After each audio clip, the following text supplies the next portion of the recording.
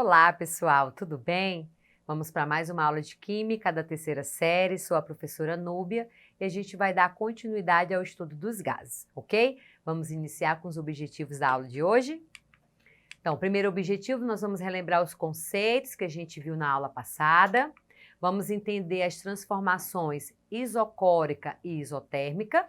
Vamos compreender a formação da equação geral dos gases e vamos exercitar algumas atividades, ok?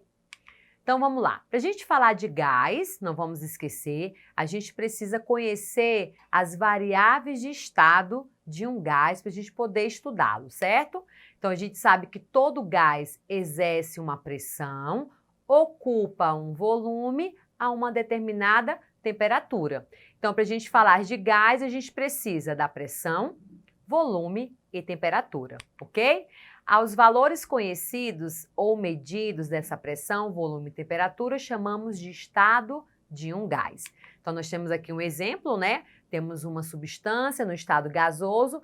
Para mim conhecê-lo e para mim estudar sobre ele, eu preciso conhecer volume, temperatura e pressão. Então, a partir dessas variáveis, a gente pode estudar o comportamento desse gás, ok?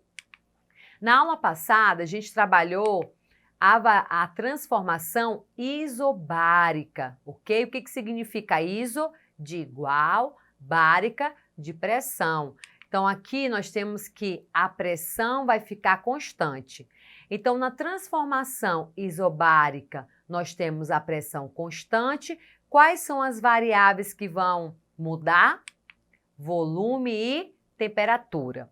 Então, o que a gente precisa analisar? Se o volume e a temperatura são inversamente ou diretamente proporcional quando ele é submetido a uma pressão constante. Então, o que fala a lei da transformação isobárica? Constatou que a variação do volume era diretamente proporcional à variação da temperatura, assim a razão entre volume e temperatura era constante. E aqui a gente tem a equação matemática que a gente utiliza para calcular uma transformação isobárica. Vamos ver um exemplo? Em uma transformação isobárica, um gás que preenche um recipiente de 3 litros e está inicialmente a uma temperatura de 450 kelvins, o estado final do gás indica que sua temperatura diminui para 300 Kelvin.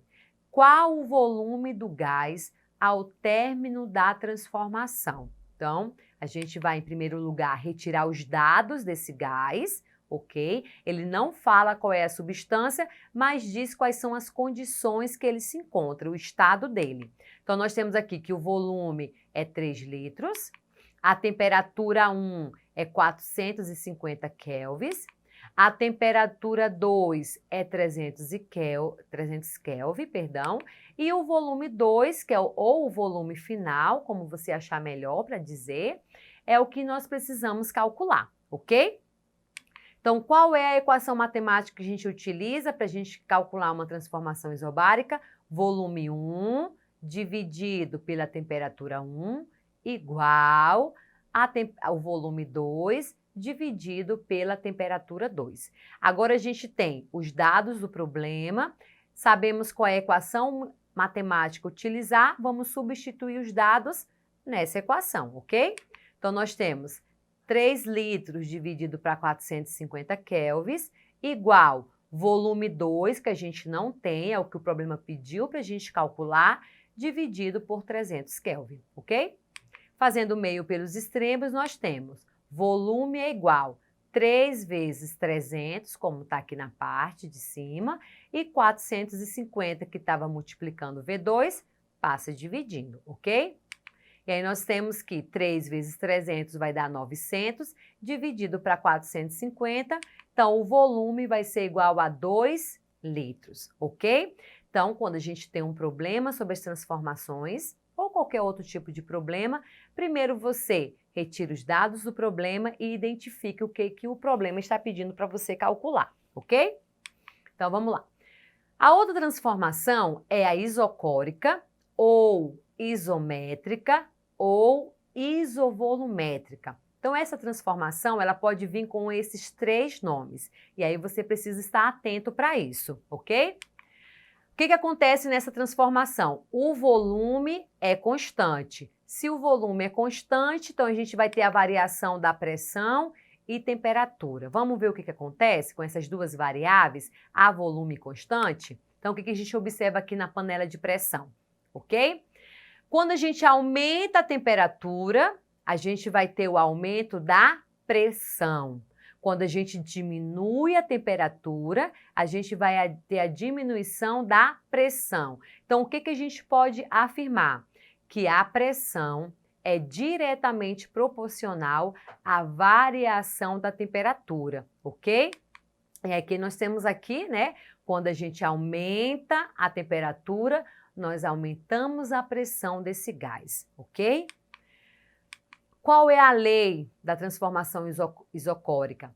Para uma massa fixa de gás, mantida a volume constante, a pressão exercida pelo gás é diretamente proporcional à temperatura absoluta, ok? E qual é a equação química, a equação matemática, perdão, que a gente utiliza? Pressão 1 dividido para temperatura 1 igual pressão 2 dividido para temperatura 2, ok? E agora a gente vai ver um exemplo. Um pneu de bicicleta é calibrado a uma pressão de 4 atm em um dia de frio, a temperatura de 7 graus Celsius. O volume e a quantidade de gás injetado são os mesmos. Qual será a pressão de calibração do pneu quando a temperatura atingir 37 graus Celsius? Então, a primeira coisa, a gente vai identificar o sistema e extrair os dados. Então, a gente pode observar que é um sistema isovolumétrico, porque o texto já diz, ó, o volume e a quantidade de gás são os mesmos, então não mudou. Quais são os dados? Então, tá aqui, pressão 1, temperatura 2 e pressão 2 é o que ele quer que a gente calcule. Uma observação. Quando a gente trabalha o estudo dos gases, temperatura precisa estar em Kelvin. Como que a gente transforma? Somando com 273. Então, temperatura 1, 7 graus Celsius, somando com 273, dá 280 kelvins. E a temperatura 2, 37 graus Celsius, somando com 273, 310 kelvins, ok? Aqui a gente tem a equação matemática e agora a gente precisa substituir os dados. Temos aqui 4 dividido para 280, P2 dividido para 310. Fazendo o meio pelos extremos, vamos isolar a variável. P2 é igual 4 vezes 310, que é o que a gente colocou aqui na parte superior, e 280, que está multiplicando P2, vai passar dividindo.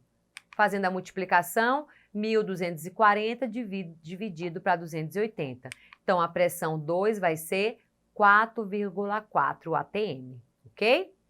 E a última transformação, que é a isotérmica. Transformação isotérmica, a gente vai ter a temperatura constante. Se tem temperatura constante, o que vai mudar? Pressão e volume. Então, o que a gente pode observar aqui nesses dois cilindros? Tem uma pressão 1 sendo exercida sobre esse gás, temos um volume 1. A pressão mudou, ó, que a gente pode estar observando aqui, ó.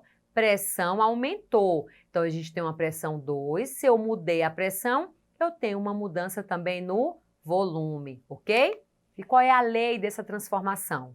Sob temperatura constante, o volume ocupado por uma determinada massa gasosa é inversamente proporcional à sua pressão.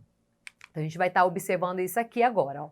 Quando a gente diminui a pressão, o volume aumenta. Quando a gente aumenta a pressão sobre esse gás, o volume diminui. Então, pressão e volume em uma transformação isotérmica são inversamente proporcionais. Aumentei a pressão, diminuí o volume, ok? E aqui a gente tem a equação matemática para calcular esse tipo de transformação. Pressão 1 vezes volume 1 é igual pressão 2 vezes volume 2. Vamos colocar em prática? Certa quantidade de um gás ocupa um volume de 120 litros em pressão de 700 milímetros de mercúrio, a uma temperatura de 20 graus Celsius. Qual será a pressão quando o volume for de 30 litros, mantendo-se a pressão constante? Então, aqui ele já dá uma dica. Se a temperatura é constante, a transformação é isotérmica. Retirando os dados do problema, é um sistema isotérmico. Os dados do problema que ele deu, pressão e volume 1, pressão e volume 2. E aí aqui a gente tem a equação matemática. Substituindo os dados, nós temos 700 vezes 120 igual pressão 2 vezes 30. Isolando a variável P2, que é o valor que a gente quer utilizar, fica 700 vezes 120 dividido para 30. Fazendo a multiplicação, 84.000 dividido para 30, teremos a pressão 2.800 milímetros de mercúrio, ok?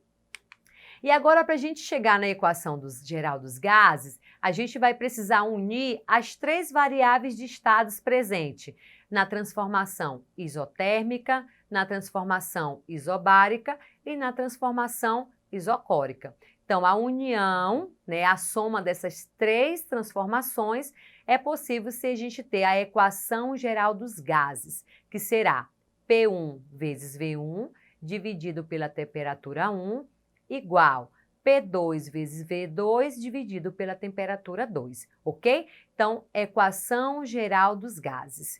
Vamos colocar em prática para a gente utilizar essa equação? Mediu-se a temperatura de 20 litros de gás hidrogênio e o valor encontrado foi de 27 graus Celsius a 700 milímetros de mercúrio. Qual o novo volume desse gás a 87 graus Celsius e 600 milímetros de mercúrio de pressão? O que a gente pode observar aqui? Ele deu o valor das três variáveis, volume, temperatura e pressão, ok? E a gente percebeu que teve mudança na temperatura e na pressão. E ele quer saber qual vai ser esse novo valor. Então, a gente primeiro retira os dados do problema. Então, nós temos aqui volume, temperatura e pressão 1. Volume 2 é o que ele quer. Temperatura 2 e pressão 2. Lembrando, quando a gente fala dos gases, a temperatura precisa estar em Kelvin. Como que a gente transforma? Somando com 273. Então, nós temos aqui temperatura 1 será 300 kelvins. Temperatura 2 será 360 Kelvin. Qual é a fórmula da equação geral dos gases? A que a gente viu anteriormente, está aqui. E agora a gente vai substituir os dados. 700 vezes 20 dividido para 300, 600 vezes V2, que é o que a gente está atrás, dividido para 360. E aí a gente tem aqui a multiplicação, para depois a gente fazer a divisão, ok? Meio pelos extremos. Vamos isolar a variável, ok? E aí nós teremos esse valor dividido. A gente observa aqui, acha esse valor muito grande. O que você pode fazer para facilitar na hora dessa divisão? Corta os zeros, ok? Quando você faz isso, facilita a divisão na hora de você realizar os cálculos. Então, o volume 2 vai ser igual a 28 litros. Bom, pessoal, por hoje é só. Bons estudos. Não deixe de acessar a plataforma Eduque para rever essa e outras aulas. Até a próxima!